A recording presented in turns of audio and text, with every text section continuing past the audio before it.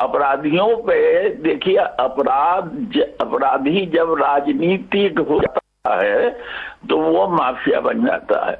फिर वो हत्या खुद नहीं करता, हत्या करने वाले का नाम तय कर देता है और बस, और वो अपना लक्ष्य, वो अपना गैंग रन करता रहता है, चलता रहता है। अब इस पे जब तक संसद कोई नियम नहीं बनाती है कि भाई अब सजा हो जाएगी तभी वो अपराधी, सजा होने नहीं देते हैं किसी के। भाई सजा में अगर अपराधी वो गवाह को तोड़ ले, उसको धमका दे, पैसा दे दे, तो गवाही से टूट जाएगा, इसलिए सब बच जाते हैं। बहुत शुक्रिया हमसे बातचीत करने के लिए। उत्तर प्रदेश के पूर्व डीजीपी यशपाल सिंह आपका। यशपाल सिंह जी का कहना है कि लगातार ऐसे अपराधी जो हैं जब वो माननीय हो जाते हैं तब उन पर हाथ डालने में पुलिस भी हिचकती है, लेकिन पॉलिटिकल विल पावर अगर सामने हो तो कहीं ना कहीं ऐसे अपराधियों को मिट्टी में मिलाने का काम पुलिस कर सकती है। केशव प्रसाद मौर्य जो कि भारतीय जनता पार्टी के वरिष्ठ नेता, उनका कहना है जैसा जो करेगा उसको वैसा ही भरना भी पड़ेगा। इन लोगों ने भी कई लोगों को रुलाया। समय संवाददाता छत्रपति शिवाजी हमारे साथ मौजूद हैं। झांसी में एसटीएफ ने क्रॉस फायरिंग में मार गिराया। अतीक के बेटे असद और शूटर गुलाम काउंटर हुआ है। उमेश पाल मर्डर के बाद से लगातार ये फरार थे और अगर छत्रपति उस दिन के वीडियो को देखा जाए तो बम बरसाए जा रहे थे, सड़कों पर गोलियां चलाई जा रही थी और इनकी तस्वीरें साफ पूरा देश देख रहा था। आज जैसी करनी वैसी भरनी सिद्ध कर दिखाया उत्तर प्रदेश टास्क फोर्स ने। एक तरह से आप कह सकते हैं कि हालांकि उसके उमेश पाल के अपहरण में आजीवन कारावास जरूर अतीक को हो गई, लेकिन सही रूप में आज जो सजा मिली है उसके कुकर्मों की सजा आज उसे मिल गई है। तो माफिया का बेटा जो इस पूरे घटनाक्रम को लीड कर रहा था, जिस तरह वीडियो में वो खुद आगे आकर के 4 गोली उमेश पाल को मारा और जो गुलाम था वो इस तरह बरसा रहा था जिस तरह बच्चों का खेल हो। तो आज वो दोनों को एसटीएफ ने झांसी में ढेर कर दिया है और अभी जो खबर है वो खबर ये है कि अतीक और उसके भाई को जो है वापस जो है जेल भेज दिया गया। पहला और 2 गनर की हत्या में 14 दिन की न्यायिक हिरासत में सीजीएम कोर्ट में भेजा है और साथ ही जो पुलिस कस्टडी की बात हो रही थी, अब पुलिस कस्टडी को लेकर के लंच के बाद उस पर सुनवाई होगी। इसीलिए कोर्ट में लंबे समय तक की बहस और इसी बहस पहली बार ऐसा हुआ है कि इस केस में कार्रवाई हुई है। माफिया अतीक और अशरफ जो मुख्य इस पूरे हत्याकांड के सूत्रधार थे, मुख्य आरोपी थे, उसे जो है 14 दिन की न्यायिक हिरासत में भेज दिया गया है। और इस अपने बेटे के मौत की खबर जैसे ही कोर्ट परिसर में अतीक को लगी है, अतीक रोने लगे, उन्हें चक्कर आया और चक्कर आकर के वो बैठ गया कोर्ट परिसर में। तो आप समझ सकते हैं कि जो उनके गुनाहों की जो लंबी फेहरिस्त थी, आज उसे पहली सजा उसे मिल गई है। इसे जो तमाम वहां पे वकील थे वो कह रहे थे कि कोर्ट भले बाद में सजा दे, लेकिन एक नैसर्गिक जो सजा होती है वो आज अतीक एंड फैमिली को जो वो नैसर्गिक सजा मिली है। जी, उमेश पाल के परिवार का कहना है कि हमें इंसाफ मिला। जिस तरीके से कहा जा रहा था प्रशासन पुलिस द्वारा कि मिट्टी में मिला दिया जाएगा, जो भी कानून से अपने आप को ऊपर समझेगा, जो भी लॉ एंड ऑर्डर को तोड़ने की कोशिश करेगा उसको मिट्टी में मिला दिया जाएगा, उनके परिवार ने भी कहीं ना कहीं राहत की सांस ली है और उनको वो इसको एक श्रद्धांजलि के तौर पर देख रहे हैं। हाँ बिल्कुल, लगातार उमेश पाल के पत्नी और उसकी मां की यही मांग थी कि जो भी अपराधी उसे फांसी की सजा दी जाए और पुलिस जो है उसे इनकाउंटर में ढेर करे। आज वो बिल्कुल इस फैसले पुलिस के कार्रवाई को लेकर के संतुष्ट नजर आ रही है। साथ ही ये भी मांग है कि जो अतीक और अशरफ है उसे भी फांसी की सजा हो, जो भी इसमें शूटर है या तो उसे पुलिस इनकाउंटर में ढेर करे या फिर उसे फांसी की सजा हो। यानी मुख्यमंत्री आदित्यनाथ योगी ने जो सदन में एक बात कही थी कि मिट्टी में मिला देंगे, तो आज मिट्टी में मिला दिया गया। खुद अतीक इस चीज को कल कबूल चुका है कि माफियागिरी तो खत्म होगी, मिट्टी में मिला दिया गया तो हमारे परिवार पे आफत बन के आई। तो निसंदेह परिवार, कहावत, गांव में एक कहावत है, बोए पेल बबूल का आम कहा से, तो आज जो उन्होंने बबूल का पेड़ बोया था आज उसे खुद चुप गया। उसका तीसरे नंबर का बेटा असद जो है इस पूरे घटनाक्रम में जो मुख्य शूटर था और वो बढ़ चढ़ के जो है आकर के गोली मारा था, 4 गोली उमेश पाल को मारा था गली में घुस करके।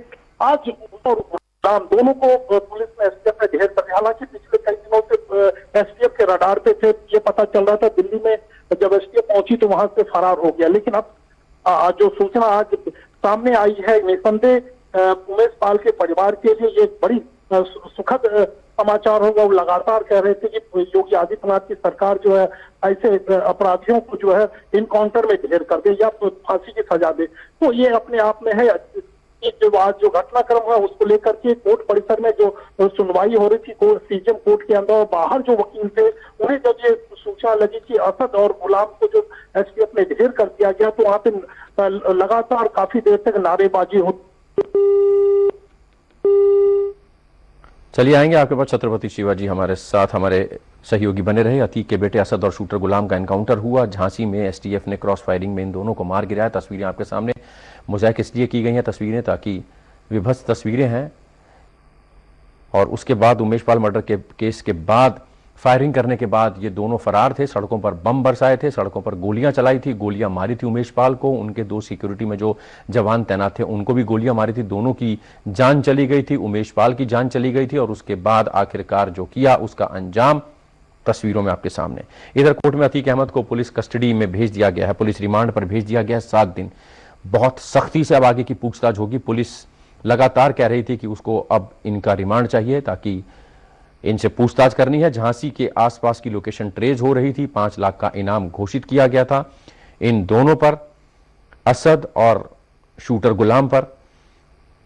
लगातार पुलिस दबिश डाल रही थी। असद और शूटर गुलाम एनकाउंटर में ढेर कर दिए गए। केशव प्रसाद मौर्य भारतीय जनता पार्टी के नेता, उनका कहना है कि जो जैसा करेगा वो वैसा भरेगा। इसमें इन्होंने भी कई लोगों को रुलाया है, किसानों को रुलाया है। दूसरे जो अपराधी अभी फरार हैं वो अगर पाताल में भी छुप जाएंगे तो उनको वहां से भी खोज निकालेंगे, ढूंढ निकालेंगे। कानून के हिसाब से फांसी की सजा इनको मिलनी चाहिए थी, लेकिन पुलिस जब इनको पकड़ने गई थी तो पुलिस ने इनको गिरफ्तारी के लिए, पुलिस ने इनको सरेंडर के लिए जब कहा तो इन्होंने पुलिस पार्टी पर गोलियां चलाई और ऐसे में क्रॉस फायरिंग में दोनों अपराधी जो हैं वो मारे गए। उमेश पाल के परिवार का कहना है कि हमें इंसाफ मिला है। मुख्यमंत्री योगी, उत्तर प्रदेश की पुलिस, कानून, स्पेशल टास्क फोर्स पर पूरा भरोसा जताया। ये भी कहा कि आगे भी उनको पूरा इंसाफ मिलेगा।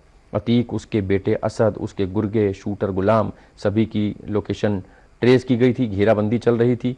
उत्तर प्रदेश के मुख्यमंत्री योगी आदित्यनाथ ने एसटीएफ के इस काम को सराहनीय बताया।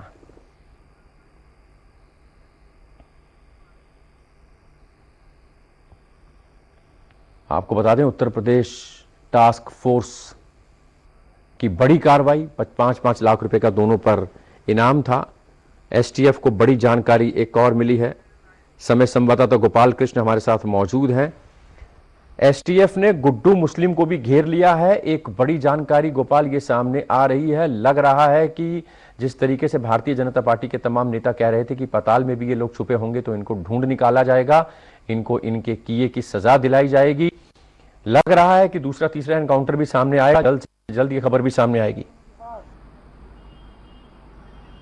जी बिल्कुल, कभी भी सामने आ सकता है क्योंकि गुड्डू को भी एसटीएफ ने घेर रखा है। 5 लोग थे जिसको लगातार एसटीएफ तलाश कर रही थी और वो लगभग 45 दिनों से भागे फिर रहे थे, छिपे हुए थे, और जिनमें से 2 को सुबह में मार गिरा गया और अब तीसरा जो है गुड्डू को भी इस मामले में घेर लिया है एसटीएफ ने। कभी भी जो है उसे भी ठिकाने पर एसटीएफ लगा देगा। लेकिन आपको बता दें कि उमेश पाल हत्या मामले में अतीक अहमद के पूरे परिवार को नामजद किया गया है, उसकी पत्नी को नामजद किया गया है, उसके बेटे को नामजद किया गया है, उसका भाई और अतीक अहमद जो बातचीत कर रहे थे, जिसको जांच में जो निकल करके सामने आया था, जो फोन रिकॉर्ड मिला था उसमें यह साजिश की बू आई थी। उसमें पता चला था कि जेल में रह करके अशरफ और अतीक अहमद ने उमेश पाल की हत्या की साजिश रची थी, जिसके बाद यहां पर अंजाम दिया गया था। और जो उसकी पत्नी थी अतीक अहमद की, उसने कहा था कि इंशाअल्लाह आज जो है कामयाबी हर हाल में मिल जानी चाहिए, और उसी दिन जो है उमेश पाल की हत्या हो गई थी।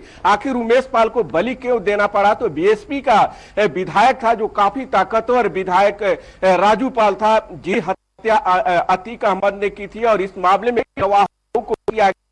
लेकिन अतीक के सामने सभी गवाहों ने एक एक करके अपने बयान से मुकर गया, और जिसके बाद उमेश पाल जो है ऐसा गवाह, आखिरी गवाह था जो अपने बयान से नहीं मुकरा, जिसको लगातार धमकियां दी जा रही थी, यहां तक कि उसे जेल में ले जा करके उठा करके ले जाया गया, पीटा गया था, तभी वो अपने बयान से नहीं मुकरा था और अंततः उसे अपनी इसकी कीमत जो है बलि दे करके चुकानी पड़ी थी। तब से लगातार यह मामला सुर्खियों में था और तभी से जिस दिन उमेश पाल की हत्या हुई थी उसी दिन सदन में उत्तर प्रदेश के मुख्यमंत्री योगी आदित्यनाथ ने कहा था कि जो लोग भी शामिल हो, कितना ही बड़ा माफिया क्यों ना हो, उन्हें मिट्टी में मिला दिया जाएगा। तो वाकई आज जो बयान था वह सच साबित हुआ है। 2 लोगों को एनकाउंटर में मार गिराया गया है, तीसरा को घेर लिया गया है और जो बाकी 2 हैं उन्हें भी जल्द एसटीएफ ढूंढ निकालेगी। बमबाज गुड्डू मुस्लिम ने बम बरसाए थे उस दिन सड़कों पर। आऊंगा आपके पास गोपाल, उसको भी एसटीएफ ने घेर लिया है, ये जानकारी मिल रही है और काफी सटीक जानकारी है। क्या कोई बड़ी खबर और सामने आने वाली है? समय संवाददाता रजत सिन्हा लखनऊ से हमारे साथ मौजूद हैं। रजत, क्या कुछ अपडेट अभी तक इस एनकाउंटर को लेकर और आगे की पुलिस की क्या तैयारी? देखिए, निश्चित तौर पर यूपी पुलिस और एसटीएफ के लिए एक बड़ी कामयाबी मिली। हालांकि इस कामयाबी को हासिल करने में 45 दिन का वक्त लग गया। 24 फरवरी को उमेश पाल की हत्या प्रयागराज में हुई थी और उसके बाद लगातार यूपी एसटीएफ की कई टीमें बनाकर जो आरोपी है, जो शूटर थे, उनकी तलाश कर रही थी। इसके पहले भी जो जानकारी मिली है कि यूपी एसटीएफ को ने एक बार और पहले भी घेराबंदी की थी असद और मोहम्मद गुलाम की, जिन्हें आज इनकाउंटर में मारा गया, लेकिन उस समय वो बचकर निकलने में कामयाब हो गए थे। और आज जिस तरीके से दोनों के बीच, यूपी एसटीएफ के बीच और इन दोनों शूटर्स के बीच मुठभेड़ हुई, फायरिंग हुई और उसके बाद ये दोनों आरोपी, असद जो अतीक का पुत्र है और उसके साथ साथ मोहम्मद गुलाम, इसको मारा गया है और इनके पास विदेशी असलहे भी बरामद हुए हैं। अगर मैं आगे की बात करूं तो यूपी एसटीएफ अभी भी चैन से बैठी नहीं, चूंकि इस मामले में तमाम अन्य शूटर भी हैं। आपने देखा होगा जब ये 24 फरवरी को घटना हुई थी और जो सीसीटीवी फुटेज सामने आए थे उसमें एक व्यक्ति झोले से बम निकाल करके फेंक रहा था, वो अभी भी फरार है। उसकी तलाश में भी यूपी एसटीएफ लगी है। और इसके साथ ही साथ सबसे बड़ी चीज जो है कि उत्तर प्रदेश सरकार जो है वो इनके आर्थिक साम्राज्य को तोड़ने की कोशिश कर रही है। कहीं ना कहीं कोशिश इस बात को लेकर के है कि जिन माफियाओं ने जो आर्थिक साम्राज्य बना रखा है, करोड़ों रुपए का, सैकड़ों करोड़ रुपए का, उसे तोड़ा जाए, क्योंकि जब तक इनकी उस कमर को नहीं तोड़ा जाएगा ये आपराधिक घटनाओं को अंजाम देने से बाज नहीं आएंगे। और इसी को लेकर के ईडी समेत तमाम विंग ने जो है कल छापेमारी की। उत्तर प्रदेश में लखनऊ भी उसमें शामिल रहा, प्रयागराज भी शामिल रहा और 100 करोड़ रुपए से अधिक की बेनामी संपत्तियों को उन्होंने पकड़ा। 1 करोड़ रुपया नगद भी पकड़ा गया। कहीं ना कहीं जो सरकार की कोशिश है, जीरो टॉलरेंस की नीति पर सरकार काम कर रही है। और जब सदन चल रहा था, जिस समय एक घटना हुई है, मुख्यमंत्री ने कहा था कि माफियाओं को मिट्टी में मिलाने का काम किया जाएगा। निश्चित तौर पर यूपी पुलिस को इस बात की पूरी छूट है। 25 मार्च 2017 से जब पहली बार योगी आदित्यनाथ ने उत्तर प्रदेश के मुख्यमंत्री पद की शपथ ली थी, उन्होंने साफ कहा था कि कानून व्यवस्था को लेकर के किसी को भी खिलवाड़ की इजाजत नहीं दी जाएगी। माफिया कोई हो, अपराधी कोई भी हो, किसी भी दल का हो, उसे बख्शा नहीं जाएगा। और जिस तरीके से आज कामयाबी यूपी एसटीएफ को मिली है, उन बचे कुछ उत्तर प्रदेश के माफियाओं के लिए एक बड़ा मैसेज है, या तो वो उत्तर प्रदेश छोड़ दे या वो अपराध करना छोड़ दे, नहीं तो उनका अंजाम भी ऐसा ही होगा जैसा आज अतीक के पुत्र असद और मोहम्मद गुलाम का हुआ है। जी आऊंगा आपके पास रजत। उत्तर प्रदेश में भारतीय जनता पार्टी के वरिष्ठ नेता केशव प्रसाद मौर्य का इस एनकाउंटर पर क्या कुछ कहना है, पहले वो देख लेते हैं, उसके बाद रजत आपके पास आता हूं। पहले तो मैं उत्तर प्रदेश पुलिस और एसटीएफ के जवानों को बहुत बहुत बधाई देता हूं। उत्तर प्रदेश सरकार की ओर से, उत्तर प्रदेश की 25 करोड़ जनता की ओर से। और इतने बड़े अपराध को अंजाम देने वालों का हश्र तो होना ही था ऐसा, लेकिन हम सबको प्रतीक्षा थी कि वो फांसी के फंदे पे लटकते पैरवी के आधार पर। लेकिन जब उन लोगों ने पुलिस पर गोली चलाई है तो पुलिस को जवाबी कार्रवाई करनी पड़ी, जिसमें यह खूंखार अपराधी ढेर हो गए हैं।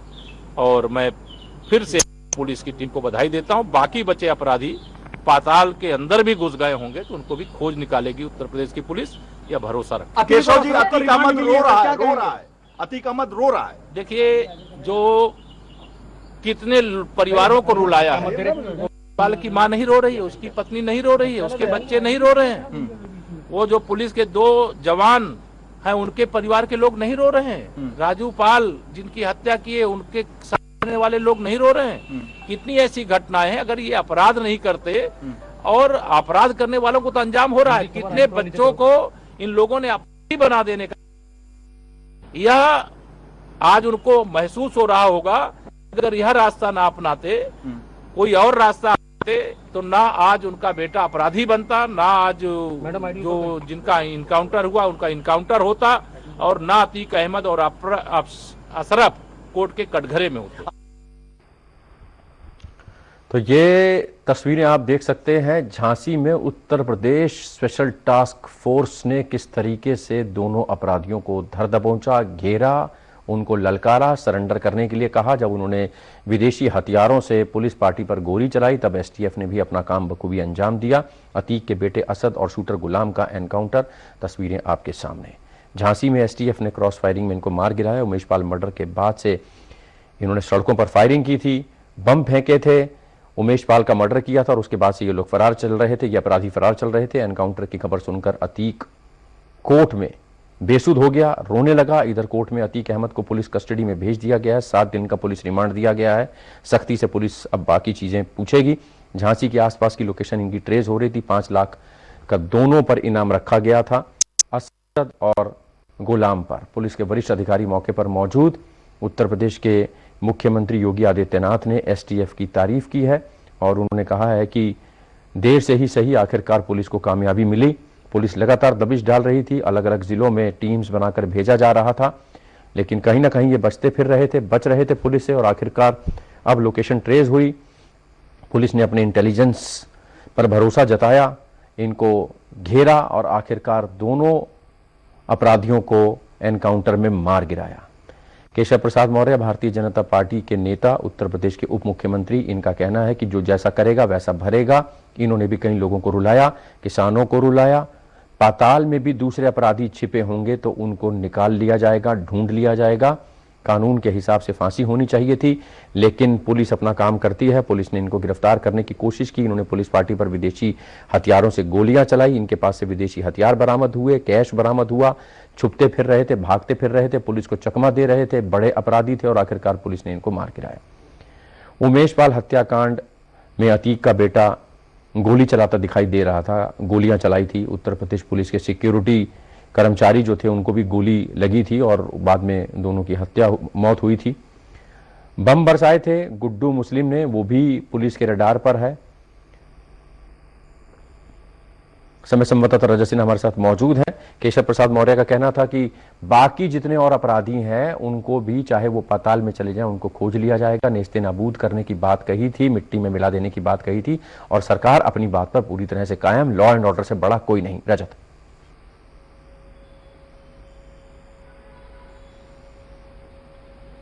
देखिए, निश्चित तौर पर सरकार का जो कहना था पहले दिन से, जब मुख्यमंत्री योगी आदित्यनाथ ने 25 मार्च 2017 को शपथ ली थी कि कानून व्यवस्था से बड़ा कोई नहीं है और कोई भी अपराधी अगर अपराध करेगा तो उसे बख्शा नहीं जाएगा। और वही बात केशव प्रसाद मौर्य कह रहे थे कि अपराधी कोई भी हो, अगर वो मारा जाता है तो निश्चित तौर पर कानून व्यवस्था मजबूत होती है। हालांकि अलग बात है कि जैसा उनका बयान था कि वो चाहते थे कानूनन इन आरोपियों को फांसी की सजा मिले, लेकिन उस दिन जब 24 फरवरी को एक घटना हुई थी तो केवल उमेश पाल ही नहीं मारे गए थे, उनके 2 गनर सुरक्षा कर्मी भी मारे गए थे, जिनमें से एक गनर की मौत प्रयागराज में ही हो गई थी और दूसरे गनर को बड़ी मुश्किल से, बड़े जतन करके लखनऊ एसपीजीआई लाया गया था और जहां पर उन्होंने 3-4 दिन एडमिट रहने के बाद दम तोड़ दिया था। तो कहीं ना कहीं एक साथ 3 हत्याओं को अंजाम दिया गया था। और जैसा भी ताजा जानकारी मिल रही है कि 3 बजे एडीजी एसटीएफ अमिताभ यश और ADG special law and order Prashant Kumar press conference करने जा रहे हैं डीजीपी मुख्यालय पे, जहां पर वो इस घटना के बारे में पूरी विस्तार से जानकारी देंगे कि किस तरीके से उनको सोर्सेज मिले, किस तरीके से इनपुट मिला, किस तरीके से घेराबंदी हुई और किस तरीके से ये इनकाउंटर हुआ। तो कहीं ना कहीं कहा जा सकता है कि यूपी पुलिस और यूपी एसटीएफ के लिए आज का दिन बड़ा महत्वपूर्ण है और एक बड़ी कामयाबी हाथ मिली है। भले ही इस घटना में शामिल जो 24 फरवरी को हुई थी, जिसमें 2 सुरक्षाकर्मी समेत उमेश पाल मारे गए थे, उसको घटना में जो शूटर थे, आरोपियों थे, उनका इनकाउंटर होने में 45 दिन का वक्त लगा। एक मुठभेड़ हुई जिसमें विदेशी असलहे भी बरामद हुए, दोनों तरफ से फायरिंग हुई। इस पूरे मामले पे सरकार, जो यूपी पुलिस अपना पक्ष रखने के लिए ADG law and order Prashant Kumar और एडीजी यूपी एसटीएफ अमिताभ 3 बजे प्रेस कॉन्फ्रेंस करने जा रहे हैं। जी, अतीक अहमद की मुश्किलें भी अब लगातार बढ़ेंगी। हालांकि उसका यही कहना था, रोना गाना चल रहा था, उसमें उसने कहा कि परिवार को बर्बाद कर दिया, मुझको बर्बाद कर दिया, बात चाहत मिट्टी में मिल गई, कहा था मिट्टी में मिला देंगे, अब क्या बचा है। अब बेटे के एनकाउंटर की खबर, गुर्गों के एनकाउंटर की खबर, इससे पूरी तरह से कहीं ना कहीं टूट गया। कोर्ट में रोने लगा, गिड़गिड़ाने लगा। क्या हालत थी कोर्ट के अंदर अतीक अहमद की, और अतीक अहमद को अब जब 7 दिन की पुलिस रिमांड पर भेज दिया है तब पुलिस के सामने क्या चैलेंजेस? रजत, देखिए, निश्चित तौर पर जब 7 दिन की पुलिस रिमांड मिली है तो ये एक बड़ी बात है कि न्यायालय ने 7 दिन की पुलिस रिमांड अतीक अहमद की दी है यूपी पुलिस एसटीएफ को। और अब इस पूरे घटनाक्रम से जुड़े कब ये साजिश रची गई, साबरमती जेल से किस तरीके से ऑपरेट किया होगा अतीक अहमद ने, कौन कौन लोग इस घटना में शामिल होंगे, किस तरीके से अंजाम दी गई घटना, किस तरीके से आर्थिक मदद पहुंचाई गई, इन बहुत सारे सवालों का जवाब अब अतीक अहमद को देना है, यूपी एसटीएफ को, यूपी पुलिस को देना है। और निश्चित तौर पर जो ये 7 दिन की रिमांड मिली है, यूपी एसटीएफ और यूपी पुलिस इन्हीं सवालों को लेकर के अतीक अहमद से बातचीत करेगी, पूछताछ करेगी। हालांकि यूपी पुलिस इसके पहले ही जो है उसके आर्थिक साम्राज्य को ध्वस्त करने का काम कर रही है और लगातार जिस तरीके से जब साबरमती जेल से चला था अतीक और बीच में उसकी मीडिया कर्मियों से बात हुई तो उसका साफ करना था कि उसे निस्तबूत कर दिया गया है, उसे घसीटा जा रहा है। और कहीं ना कहीं उसने मीडिया को लेकर के भी कहा कि अगर उसकी जान बची हुई है, खुद उसकी अगर जान बची हुई तो कहीं ना कहीं मीडिया की वजह से बची हुई है, लेकिन अगर आप पुलिस पर गोली चलाएंगे तो निश्चित तौर पर जवाबी फायरिंग होगी और आप मारे भी जा सकते हैं, जैसा कि आज की घटना में हुआ कि उसका बेटा असद और गुलाम मारा गया। दूसरी बात है कि इस पहलू को किस रूप में देखा जाए। कहीं ना कहीं योगी सरकार लगातार कह रही है, खुद मुख्यमंत्री योगी आदित्यनाथ ने सदन में कहा था कि माफियाओं को मिट्टी में मिलाने का काम किया जाएगा और उनकी सरकार जो उनकी पुलिस है वो इसी दिशा में काम कर रही है। और यही वजह है, मैं आपको बता दूं कि सबसे बड़ी बात है कि अब उत्तर प्रदेश में जो निवेश आना शुरू हुआ है इसके उत्तर प्रदेश की बेहतर कानून व्यवस्था इसके परिणाम है। जब 10 से 12 फरवरी उत्तर प्रदेश में ग्लोबल इन्वेस्ट समिट होती है तो 33,50,000 करोड़ रुपए से ज्यादा का निवेश आता है, 19,000 से ज्यादा एमओयू साइन होते हैं और जो बताया जाता है कि 99 लाख से ज्यादा युवाओं को प्रत्यक्ष या अप्रत्यक्ष रूप से रोजगार मिलेगा। तो उत्तर प्रदेश $1 ट्रिलियन इकोनॉमी की ओर तेजी से बढ़ रहा है और उत्तर प्रदेश जो मुख्यमंत्री है योगी आदित्यनाथ वो इस दिशा में तेजी से काम कर रहे हैं। इसको लेकर के सबसे बड़ा तो जो इन्वेस्टर होता है, चाहे वो प्रदेश का हो, चाहे वो देश का हो, विदेश का हो, वो जिस भी प्रदेश में निवेश करना चाहता है, जिस जिले में निवेश करना चाहता है, वो चाहता है कि उसे वहां पर पर्याप्त सुरक्षा मिले, कानून व्यवस्था बेहतर हो, बिजली पानी और अन्य सुविधाएं मिले। और योगी सरकार ये सारी चीजें देने का काम भी अब कर रही है। जी, में उमेश पाल हत्याकांड जिस तरीके से हुआ था, दोनों ये अपराधी फरार हो गए थे, वहां से बम बरसाए थे। गुड्डू मुस्लिम की अगर बात करें तो उसको भी एसटीएफ ने घेर लिया है। लग रहा है कि कोई वहां से भी बड़ी खबर आ सकती है। देखिए, निश्चित तौर पर घटना के बाद से ही ये सारे अपराधी चिन्हित हो गए थे, जो शूटर थे वो चिन्हित हो गए थे। कौन कौन लोग घटनास्थल पर मौजूद थे, सीसीटीवी फुटेज से ये सारी चीजें सामने आ गई थी। निश्चित तौर पर गुड्डू मुस्लिम अभी फरार है। मुझे याद है जब सीसीटीवी फुटेज आए हैं तो वो झोले से बम निकालकर फेंकने का काम कर रहा था कि धुआं हो जाए, लोग कुछ देख ना पाए। उस गुड्डू मुस्लिम की तलाश भी यूपी एसटीएफ तेजी से कर रही है। और जो मेरी बात अभी कुछ अधिकारियों से उनको वो अभी खुलासा तो नहीं कर रहे, लेकिन निश्चित तौर पर उनका अगला निशाना गुड्डू मुस्लिम ही होगा। पुलिस ने हथियार भी बरामद किए हैं, विदेशी हथियार थे। एक जंग लड़ने की कवायद थी। कहा जा रहा था कि जिस तरीके से पुलिस के बड़े पूर्व अधिकारियों से भी हमारी बातचीत हुई थी, उनका भी ये कहना था कि जंग लड़ते थे, माननीय हो जाते थे, किसी तरह का कोई डर नहीं रहता था, लॉ एंड ऑर्डर से ऊपर हो जाते थे। पॉलिटिकल विल एक बड़ी चीज थी। अतीक अहमद का जुर्म का जो महल था उसको ढहाने में। देखिए, निश्चित तौर पर यह भी यहां देखने वाली बात होगी कि अतीक अहमद ने अपना यह साम्राज्य एक दिन में नहीं खड़ा कर लिया। निश्चित तौर पर पिछले कई सालों में, अगर मैं 2017 के पहले की बात करूं और जब से वो अपराध की दुनिया में आया, बताया जाता है, इससे मुझे जानकारी है कि जब अतीक मात्र 12 से 13 साल का था तब से वो अपराध की दुनिया में आ गया था। तो साम्राज्य खड़ा करने में एक लंबा वक्त लगा है और जो पॉलिटिकल पावर थी, जो पॉलिटिकल सोच थी, उसे कहीं ना कहीं उसे शेल्टर दे रही थी। लेकिन उत्तर प्रदेश में जब योगी सरकार बनी तो ये पूरी तौर पर बंद हो गया और योगी आदित्यनाथ जो उत्तर प्रदेश के मुख्यमंत्री, उन्होंने साफ कह दिया था कि अपराध को लेकर के किसी भी कीमत पर, कानून व्यवस्था को लेकर किसी भी कीमत पर कोई कोताही नहीं बरती जानी चाहिए। और लगातार इसको लेकर के उन्होंने यूपी पुलिस को छूट भी दे रखी है कि वो अपराधियों को उनके अंजाम तक पहुंचाने का काम करे। निश्चित तौर पर देखिए, आज की जो घटना हुई है उससे उन माफियाओं को जो उत्तर प्रदेश में गिने चुने शायद बच गए हैं, उनके लिए एक बड़ा मैसेज जरूर है कि वो उत्तर प्रदेश को या तो अब छोड़ दे या आपराधिक घटनाओं को अंजाम देना, या उसके बारे में भी सोचना छोड़ दे कि अगर उन्होंने ऐसा किया तो उनका अंजाम भी आज जैसा अतीक के पुत्र असद और गुलाम का हुआ है वैसा ही होने वाला है। जी, आप रहिए हमारे साथ। रजत, काफी अहम जानकारी आपसे मिल पा रही है। गोपाल कृष्ण हमारे साथ मौजूद हैं। गोपाल, 5 लाख का इनाम घोषित था, कितना मुश्किल था इनको ट्रैप करना, लेकिन अगर पुलिस पीछे पड़ी थी, एसटीएफ पीछे पड़ी थी, ट्रेनिंग होती है उनकी, और उसके बाद आखिरकार वो अंजाम तक उन्होंने पहुंचा दिया इन अपराधियों को। बिल्कुल इनकी बहुत अच्छी ट्रेनिंग हुई थी, उसके बावजूद भी जब जो सफलता नहीं मिल रही थी तब कहीं ना कहीं पुलिस के ऊपर काफी दबाव था। इस टीम में 12 लोगों को शामिल किया गया था, 12 पुलिसकर्मी थे, कमांडो को शामिल किया गया था और लगभग आधे दर्जन जो है वो थाने पर भारी थे जिनको इसमें शामिल किया गया था टीम ने। और इसी टीम ने एटीएस प्रमुख एंटी टेररिस्ट स्क्वाड या स्पेशल टास्क फोर्स पुलिस के अधिकारी क्या कुछ कहते हैं, एक बार पहले उनको रोकते हैं, उसके बाद गोपाल सीधा आपके पास आऊंगा। ये कैसे नैरो डाउन किया इसके बारे में हम यहाँ डिस्कस नहीं करेंगे, लेकिन आज काफी मेहनत के बाद इसकी टीम ने फाइनली इनको ट्रैक डाउन करने में इनको सफलता प्राप्त। पहले से जानकारी थी कि इनके पास सोफिस्टिकेटेड की तैयारी के साथ थी। और झांसी में आज जो मुठभेड़ हुई है इसमें असद और गुलाम जो इस घटना के प्रमुख शूटर्स थे वो मारे गए हैं। इस घटना को पूरे देश ने लगभग लाइव देखा था क्योंकि सीसीटीवी फुटेजेस उपलब्ध थे और किस तरह से इस पूरे गैंग ने कार्रवाई की थी।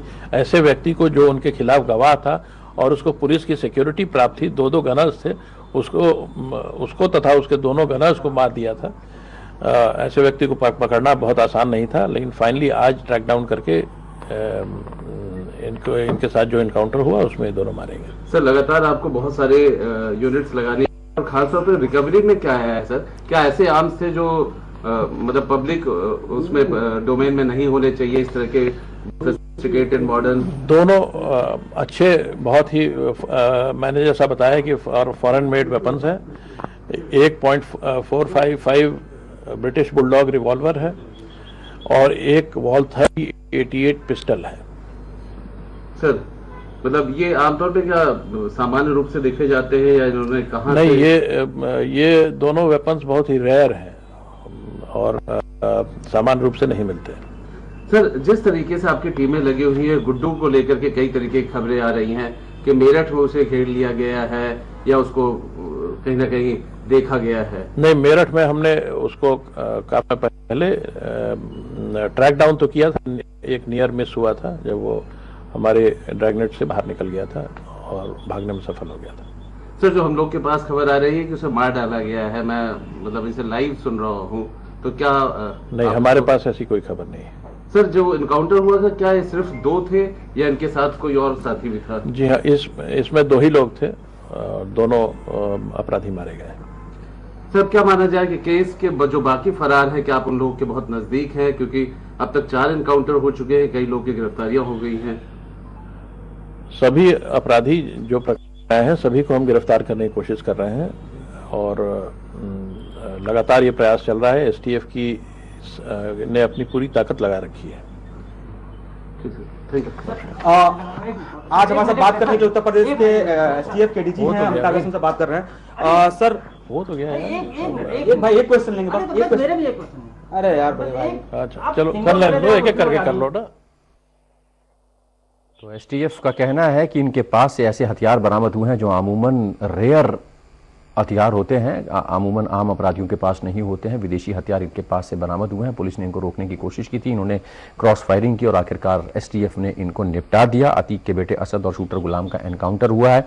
आपको बता दें झांसी में एसटीएफ ने क्रॉस फायरिंग में इन दोनों को मार गिराया है। उमेश पाल मर्डर केस तस्वीरें सभी को याद होंगी। क्लोजर के टेलीविजन कैमरा की जब तस्वीरें सामने आई थी उसमें किस तरीके से असद और उसका शूटर गुलाम और गुड्डू मुस्लिम किस तरीके से बम बरसा रहे थे, गोलियां चला रहे थे। उत्तर प्रदेश पुलिस के 2 सिक्योरिटी कर्मचारी भी वहां पर उमेश पाल की सिक्योरिटी में तैनात थे, उनको भी मार गिराया गया था। और आखिरकार केशव प्रसाद मौर्य भारतीय जनता पार्टी के नेता, उत्तर प्रदेश के उप मुख्यमंत्री, उनका कहना है कि और भी अपराधी जो कहीं पाताल में भी छुपे होंगे उनको ढूंढ लिया जाएगा। उत्तर प्रदेश के मुख्यमंत्री की अगर बात करें तो उन्होंने भी एसटीएफ की पीठ थपथपाई है आज के एनकाउंटर को लेकर। एक छोटा सा ब्रेक, फौरन हाजिर।